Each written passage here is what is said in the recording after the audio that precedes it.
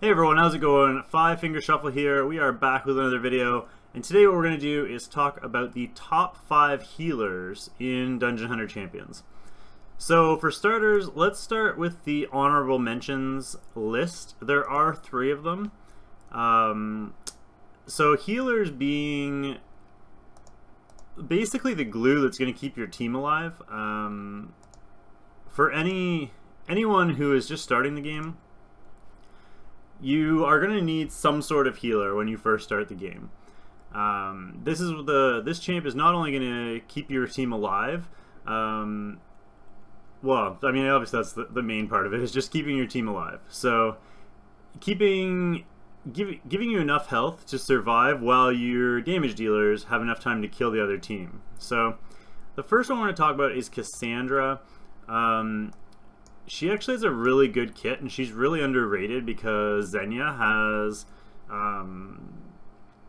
basically so much clout at the beginning of the game. They give Zegna like half the Zegna shards for free. A lot of people use her for Steel Widow, and so people sort of ignore Cassandra.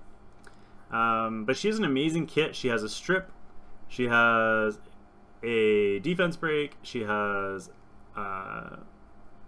this attack buff as well. All in all, she's really, really strong. The second person on our honorable mentions list is actually one of my favorite champs in the game, is Katsu Ko. Katsu Ko is really, really strong. Until recently, I didn't have the Water Magic Girl, and I was relying on this girl to get me through everything. When these champs first came out, I built Katsu Ko, made her 5-star max, and she carried me through Legend Blitz when Legend Blitz first came out. I was stuck, I think, on level 44, and I put her in there at 5-star, and I got all the way through level 50 just with her at 5-star. So she was a huge difference maker. She has damage mitigation, a heal, a defense buff. She's amazing. And the third person on our honorable mentions list is Manaz. Manaz is an incredible champ. He does have a heal, which is why he's on the honorable mentions list, but he's not really a healer. Like you see here, they classify him as a mage unit. He's really, really good, but primarily people use him for this skill, time inversion. Or wait, maybe that's not the skill. Which one is it? Oh, it's this. It's the first skill, Temporal Flux. So attacks enemy from a distance every 5 seconds. This skill becomes empowered. When empowered, it lowers skill cooldown of nearby allies for 1 second, and it's his basic skill, which means he can use this basically all non-stop all the time. So if you just want to reduce the skill cooldown times of your units, he's the one to go with. So that's why he is on here. He does heal, but primarily he's good for this.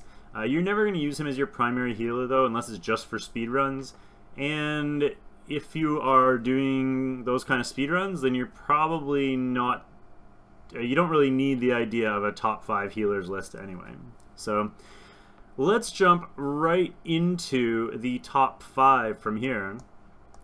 The first one on the list, we already mentioned her briefly, is Zegna. So you get 20 Zegna shards while you're going through the progression of early game, and then you have to farm the second 20, which everybody knows how much of a pain in the butt that is.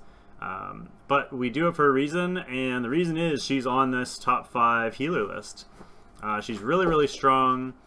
Her first skill, she has a defense break, which is going to make doing damage a lot easier. Her second skill has the strip, which removes 3 buffs from each ally, or from each enemy, sorry. Third skill has the heal. Sends out an expanding ring of water that heals each ally it touches and lowers their skill cooldowns. When the ring reaches maximum range, it returns healing and lowering skill cooldowns of each ally a second time. So, not Cassius. Sorry, my dog is going berserk. So she basically heals twice, and she has a skill cooldown reduction as well, sort of like Manaz. And then finally, with Torrential Strike, she has this AoE stun as well. So all in all, an amazing unit. if you are just starting the game, make sure you build her because she's super, super strong and is number 5 on our list. Number 4 on the list, I also happen to have built, is going to be the Water Diva. So the Water Diva is, again, crazy strong. I actually used a lot of Tutor Fuzzle Puffs on her. None went into her first skill. I got really lucky.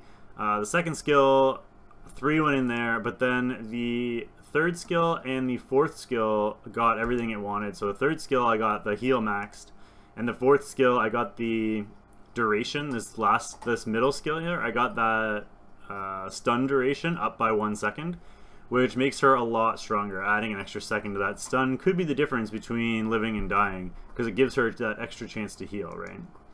So her first skill heals nearby allies for a small amount each time she uses another skill, which is the passive, and the main part of the skill is just doing damage. So she has a passive heal, which is really nice. Fires a sonic projectile that generates a wave of sound when it reaches maximum range or hits an enemy. Damages, reveals, and inflicts Starstruck on affected enemies. So Starstruck is basically damage reduction. Then Inspiring Lyrics, which is the main heal. So she has a passive heal and she has this heal, which is why she's up so high on this list, being number 4 in the entire game. Dance to the beat. While dancing, each beat heals nearby allies. Every 4 beats heals by a greater amount. So it's an ongoing heal. It lasts actually quite a while. I'm not sure the exact duration of the heal, but it lasts quite a while. So you combine that with the passive heal and the damage reduction, and she's amazing for keeping your team alive no matter what you're running. We've been using her a lot in co-op. You can use her in the new Ascended floors, or if you're early game and you happen to have her, then you can use her basically anywhere to get you through any of the content. The only way you can acquire her is via the fusion, so you'd have to fuse her, but totally worth it. I use her a lot, and she's a fantastic unit, coming in at number 4. Number 3 on the list, unfortunately, I don't have. It's another 3-star. Where did she go? There she is. Yua. So the third best healer in the game is the Dark Magic Girl. Now, you guys probably know her skills by now. I am going to be doing a Magic Girl video either this weekend or probably Monday. So stay tuned for that if you want to learn more about the Magic Girls. But in the meantime, damages target enemy from a distance, becomes empowered every 5 seconds, causing next attack to deal damage to enemies in a line. If an ally takes lethal damage, prevents death, and sets their HP to a portion of their max HP, this effect can occur once every 60 seconds.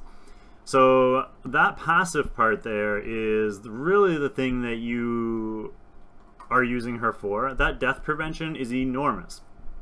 Long story short, that means nobody on your team can get one shot. So if you're running co-op, nobody can get one shot. If you're running Ascended Steel Widow, nobody can get one shot. If you're running Arena Defense, nobody can get one shot. It's amazing. It's one of only 2 units in the game that has that capability, and the second one is actually on this list. Second skill, whips a ribbon of energy forward 3 times. Each ribbon damages enemies in a line, ignoring shields. If an enemy is struck by all 3 ribbons, the last one is a guaranteed crit. Healing Circle summons a magic circle that heals and raises defense of all allies within its bounds. Healing is based on caster's max HP. This is a really strong heal. Assuming that you have good gear on her, and because it's based on caster's max HP, she can heal most units to full, even if they're almost dead.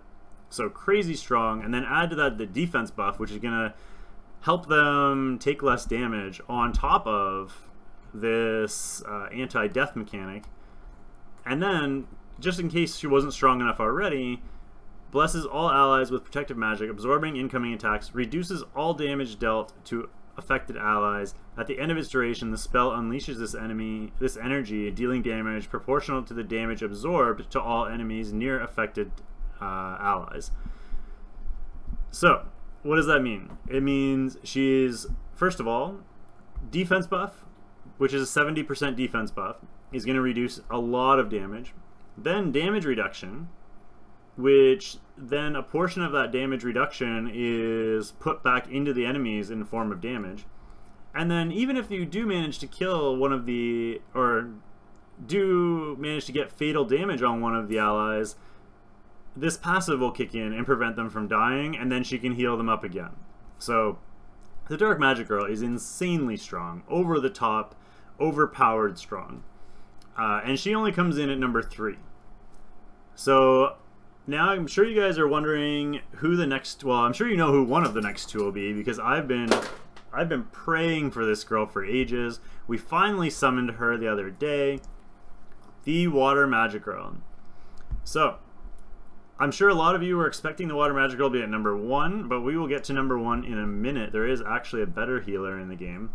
But the Water Magic Girl is insane. If you thought the Dark Magic Girl was good, I mean, which she is, but this is next level.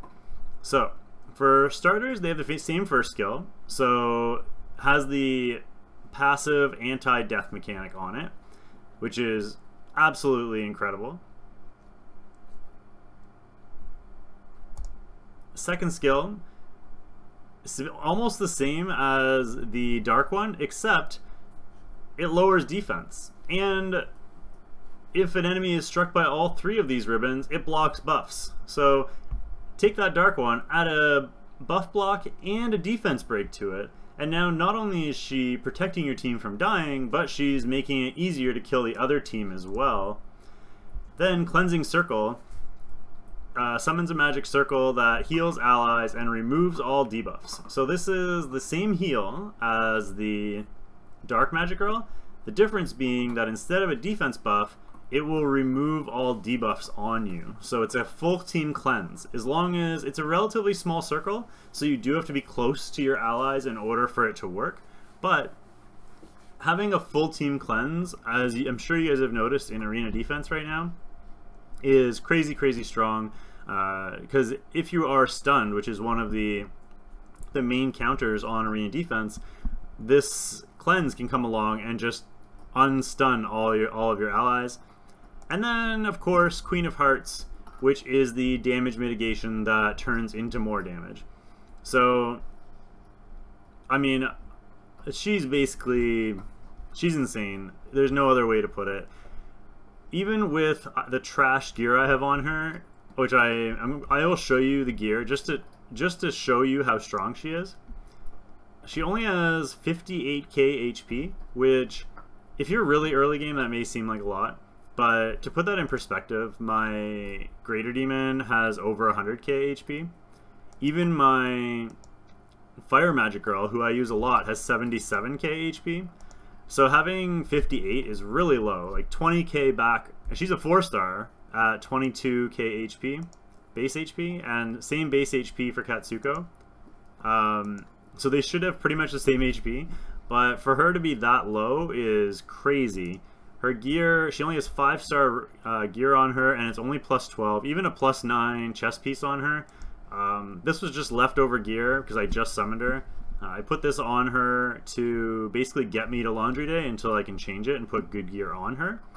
That's why I'm waiting to do the Magic Girl video, is so that I can have good gear on her so I can show you her true potential. But in the meantime, she is on HP with crazy low total HP, but she's still working. And I mean, even from 5-star with this gear on her, I could use her everywhere, and she was still stronger than any of my other healers, and she's insane. The death prevention mechanic, plus the cleanse, plus the damage reduction, plus the heal is just all in one kit, is insanely strong. Really, the only way to counter this right now is to stun her or Legendary Mortal Wounds. And as you guys know, I've talked about it a few times, the Legendary Mortal Wounds is only on the Fire Shark and the Light Shark, and their base stats are really, really low.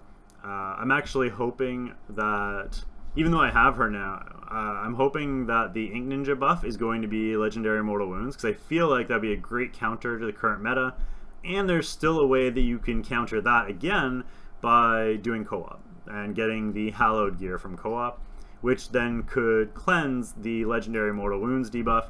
So we'll have to see what they do, but in the meantime, she's overpowered. She is the best attainable monster in the game, which brings us to the top healer in all of Dungeon Hunter Champions, Linglong, the Light Diva. So I know everybody, I'm sure, thought coming in this video the Water Magic Girl is easily going to be #1, but that's because you have not looked at Linglong or you forgot about her, because she is probably the only champ in the game that's better than the Water Magic Girl. Fires musical chord from her harp, damaging target enemy from a distance, heals nearby allies for a small amount each time she uses another skill. So same as the Water Diva, she has a passive heal.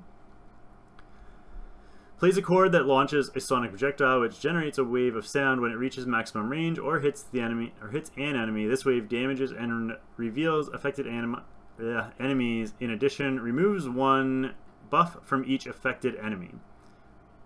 So she has a cleanse, or sorry, a strip.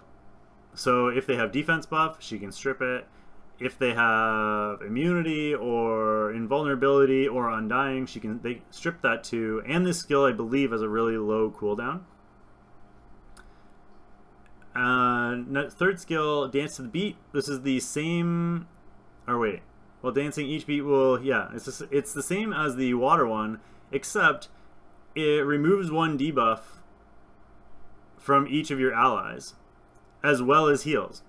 So it has a strip, it has a cleanse, it has 2 heals, and then come over here and blast a cone-shaped area of waves magic 3 times. Each blast damages all enemies and inflicts Starstruck. So she also has the damage mitigation. So now you have damage mitigation, you have the strip, you have a double heal, and you have a cleanse on your team. Basically, this is Water Magic Girl on steroids, and the Water Magic Girl is already overpowered in the game right now. So if you happen to have a Linglong, you are one of the lucky few. You have by far the best healer in the game. To the rest of us plebs, we will survive with our overpowered Water Magic Girl. But congratulations to everyone that has a Linglong. But yeah, hopefully this helped you guys out. Not only for early game players, but for late game players as well. Maybe give you guys some ideas, especially now that co-op is out and everybody's really pushing and trying to find ways to beat Nightmare co-op because they want that Blight gear. These are the champs that you're going to be looking at. So you're going to see a ton of Magic Girls. I know our guild has finished Nightmare co-op a few times now, and I believe every single one of those runs had both a Water Magic Girl and a Dark Magic Girl in each of those comps. So that kind of gives you some sort of idea as to how strong they are. If you've ever tried doing Nightmare co-op and you've got wiped instantly, that is probably the reason why, is you didn't have double Magic Girl in there. That's not the only reason. We will do a guide about that eventually. But in the meantime, I hope you guys have a great day. We will be streaming soon. We'll start a few hours from now. So maybe 4 or 5 o'clock Eastern Standard Time. So hopefully we see you there. Have a great day, guys, and we'll see you soon. Bye.